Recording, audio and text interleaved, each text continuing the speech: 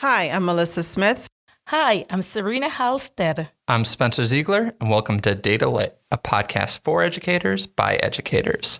And it's the end of season 3. We did it. We made it. Huzzah. Congratulations. And so we covered a bit this season. Do y'all remember what the first episode of this season was?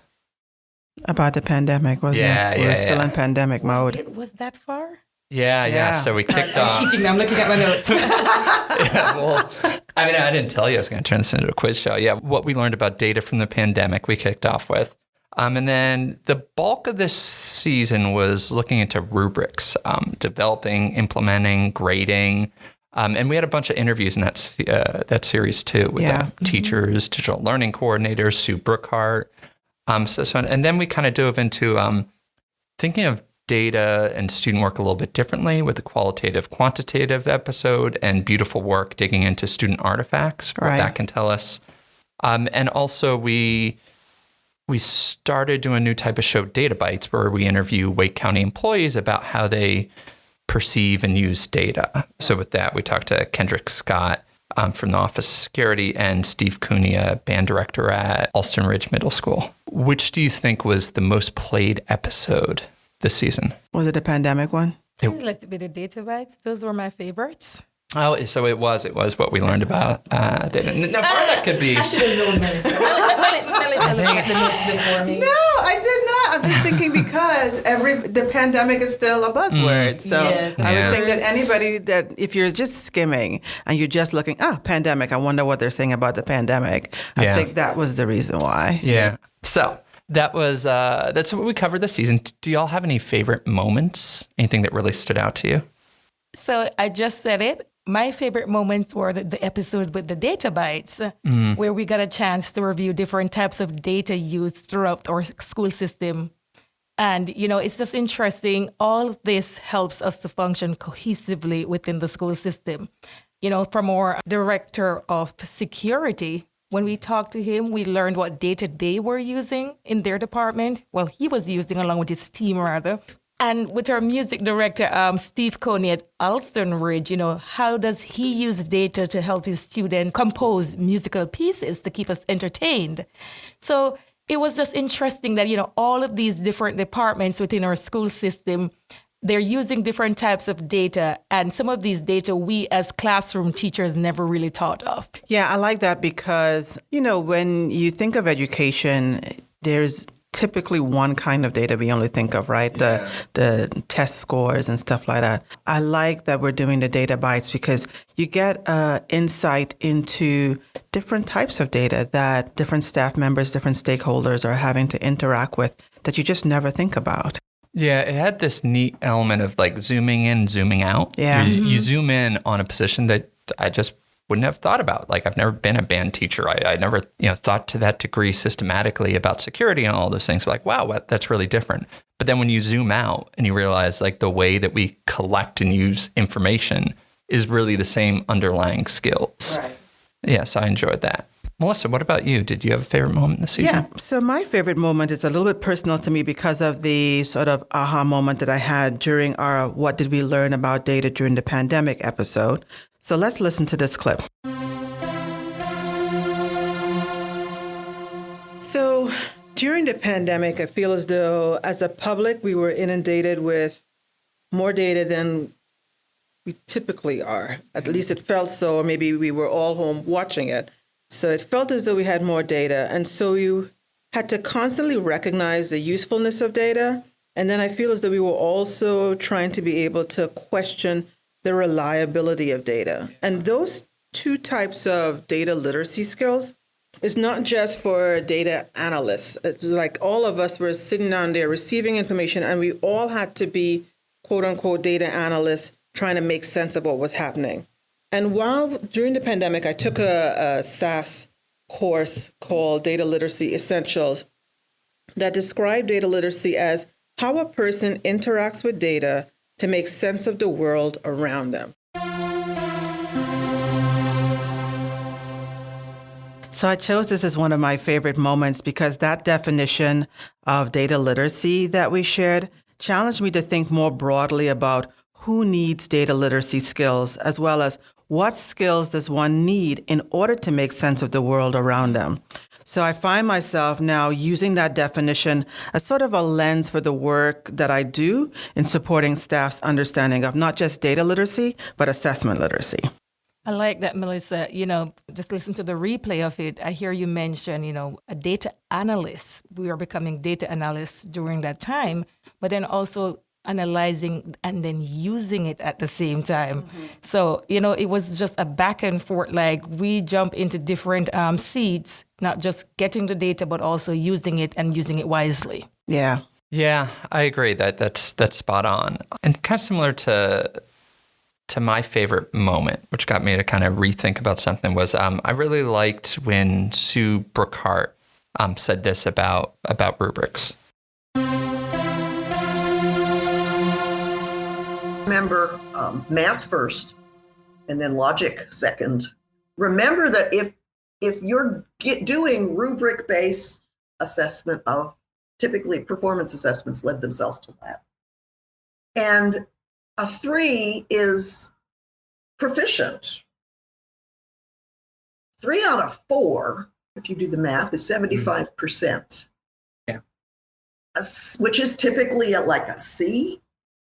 Maybe depend on how different teachers grade different ways, but C is not really where most people think proficiency lies. Mm-hmm. Most people think, at least in traditional terms, B level at least for a proficient. Yeah. So if they do that exercise, that ought to scare them off simply doing math, which is what you want to do because it's easier. You just add them up and divide. Yeah.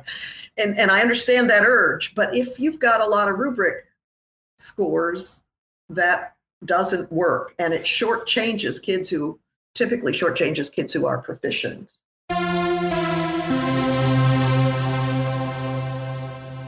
See, I really like that interplay of the math and the logic. It made me think of something that I feel like has been a recurring theme throughout this podcast, which is the art and science of teaching. There's a certain amount that we can kind of say, like, here's the research X and Y, but as teachers, the need to be the experts and to step back and say, does this make sense? Does this work with these kids in this scenario and all those kind of things there? So I liked how that advice applied to rubrics. And we got some great example later in that episode from teachers Aaron McDermott and Mary Newton about practically what does this look like in a PLC. But then even stepping back, just education in general, that balance of the math and the logic, the art and the science. Yeah. Okay, so that's our favorite moments. That's kind of looking backwards. Let's start to look forward a little. Did anything pop up this season that really kind of caught your attention? And do y'all remember the band CNC Music Factory? Of course, they came to Trinidad to perform. So they yes. came there? That's awesome. That's one of my first couple of concerts that I went to. Yeah, remember that song, Things That Make You Go, Yes. Yeah. So what are some things there's a reference for very thin band to our listeners there. Or, you see, so do you know their Senior Hall show? See, I thought you might know that one because he used to have a segment on his show. Okay, Things that make you go, Yes, exactly. So Arsenio and CNC, what made you go, this season? Mellisa, what about you? So in that episode that we did on looking at quantitative versus qualitative data, we explored another way of classifying data when looking at what is happening at the classroom. And Spencer, you shared some definitions with us. So let's listen to it for a little while. So conceptually, he looks at quantitative as being concerned with discovering facts about social phenomenon, and it assumes a fixed and measured reality, whereas qualitative is going to be more concerned with understanding behavior from the informant's perspective. That perspective matters there. And it assumes a dynamic and negotiated reality. So I think after you finish with that, you summarized the quantitative, qualitative discussion as laws and facts versus understanding. Yeah. And so in light of that discussion and some discussions we've been having in our district about our new equity policy, I would like to investigate further, like how might we look at data so that we are honoring the people behind the data? I've been to a couple of sessions and conferences where it really has me thinking about it's not just the numbers, but the numbers are supposed to represent people. And are we accurately representing them in a way that honors who they are? Another thing I'm hoping to explore is, I think you mentioned this before, Spencer, is our data measuring the complexity of teaching and learning? I think that's why we get in these sort of dichotomies, because teaching and learning is complex and we're trying to find a way to measure it. So are there better ways, or how might we do this in a better way? And then a third thing I'd like to explore is the data that we're collecting continuing to promote that deficit thinking that happens within schools? And if so, how might we counteract that with more asset-based thinking? When do we collect data, or when we report data, does it continue to support what I don't do, or what I don't have, or what I can't do, as opposed to what I can do? So those are just some of the things that have been swirling in my brain, based on that conversation. Yeah, and that kind of maps onto that math and logic, the art and science. Quantitative is going to give you some information, but there's going to be holes there. There's going to be other things that you want to investigate, so that, talk to the actual people involved. And using that as just as valid data, I think, is key. Yeah, how can we elevate more of that qualitative data? Definitely. Yeah. Serena, what about you? What's something that you've been thinking about? So in this particular episode that we did called Beautiful Work, how students' work can be a data source in the classroom, I like the idea of looking beyond the numbers. And that was something that you have mentioned, Spencer, about students' scores. And I would love for you to replay that part.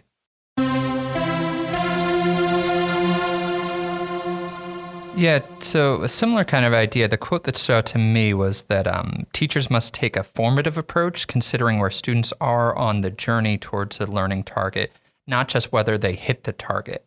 So that to me was this kind of reminder that it's not our job to sort and label kids, but to grow them. And, as Serena, as you were talking about that made me think of, the goal is not for kids to master the game of education, not for them to become master test takers, but for them to actually learn the stuff, so that that it's more than just looking at what number the test spits out, but looking like a detective through the student work to figure out, wait, what precisely do they know, and where could they use some more support?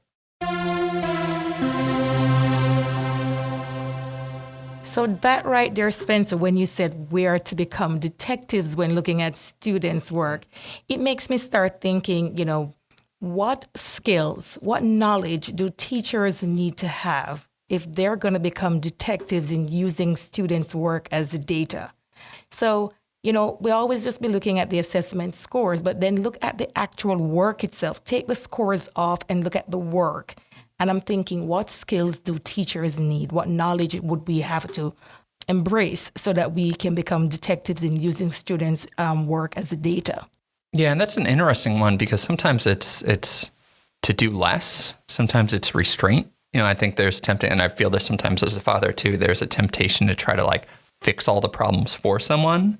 But it's that stop and no, let me just point you in a direction, let you fix it. Like Dylan William in one of his articles gives an example of just, instead of telling exactly what students did right and wrong and why, saying something like, there are a set of 20 problems here, 5 are incorrect, find which ones, and then kind of fix them. So those kind of, that pausing and then reframing what information you're providing and what you're requesting. That made me think too. I've been trying to better understand what would be the data or evidence a teacher needs to make those classroom level decisions. And so is it just on a test?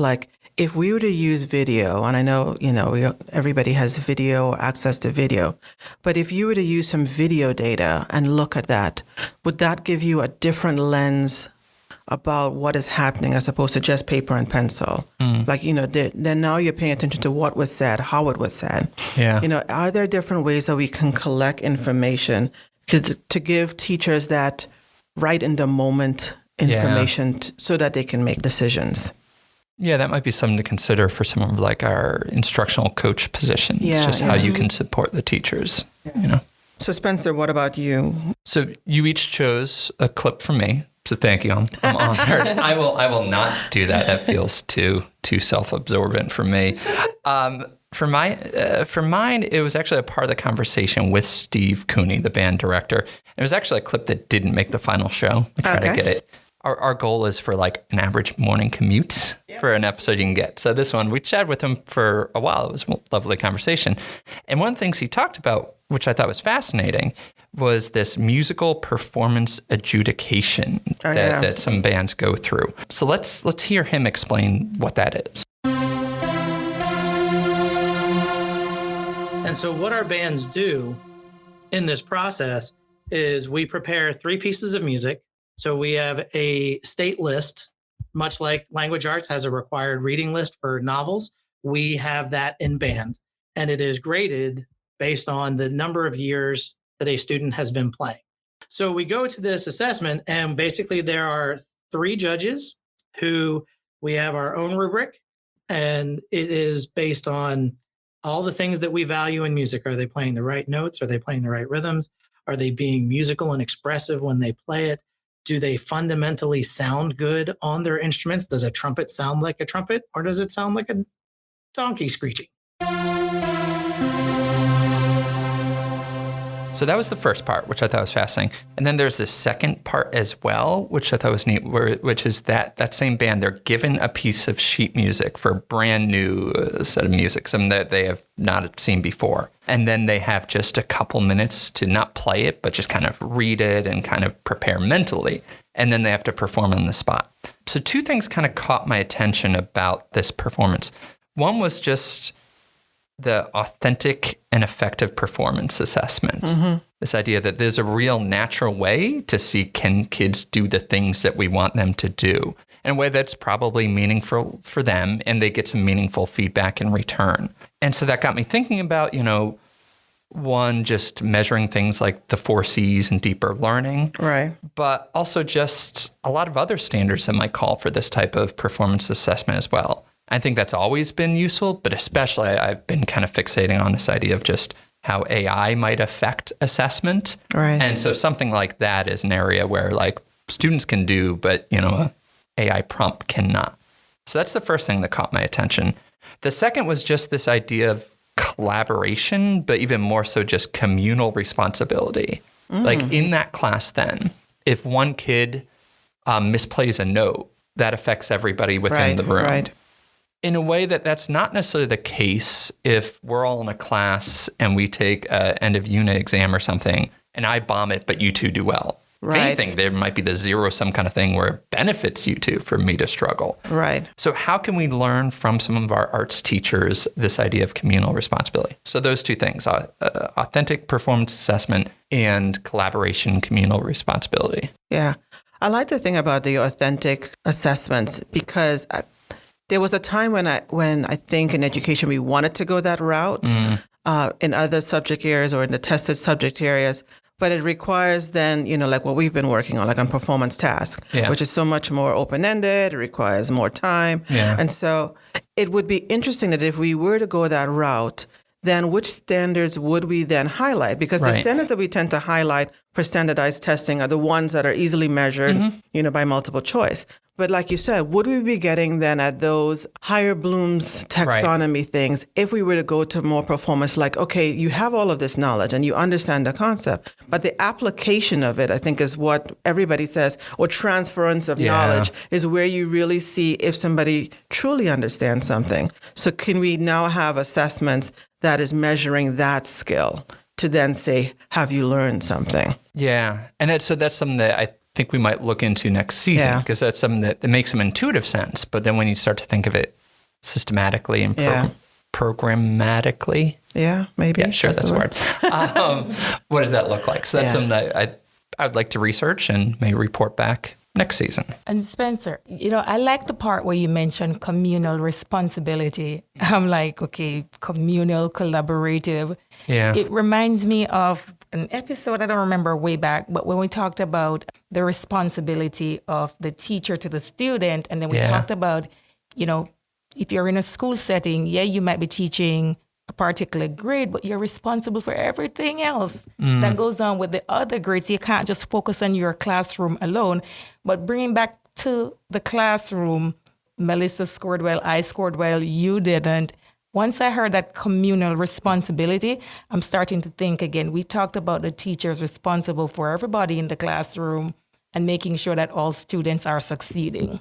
So definitely I would want to hear some more ideas as to how do we look at the entire picture of our data for all of our students and keep this idea going forward that each student needs to succeed within the classroom. Yeah. Yeah, I think that was from that how to talk about data. Students are the shared responsibility of everyone. Yes, that was it. Yeah. Yeah, and we talked about that in terms of the adults in the building, but expanding that more that like we are a team, the students, the peer to peer. How do we play up that angle? Yeah. I don't know, but maybe we'll find out next season. So yeah, speaking of next season, so what are some things that you're looking forward to next season, season 4?